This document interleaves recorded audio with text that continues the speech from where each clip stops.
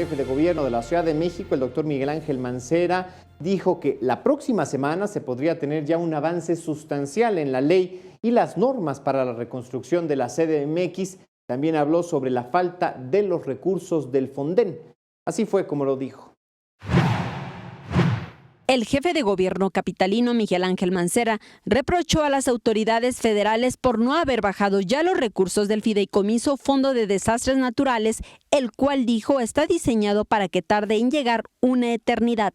El Fondem es un enramado jurídico, es un trabuco jurídico el Fondem, jurídico, normativo, administrativo.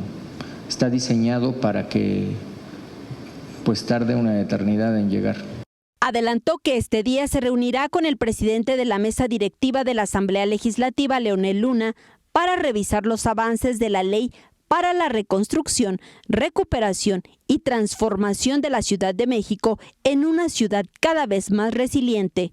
Esta ley la tenemos publicada la próxima semana. La misma próxima semana podríamos tener también estas normas, que son normas de reconstrucción y las nuevas normas para edificaciones en la Ciudad de México.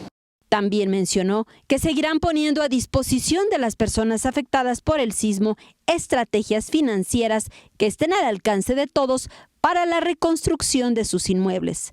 En las imágenes, Javier Cordero, Saray Mariscal, 21 Noticias.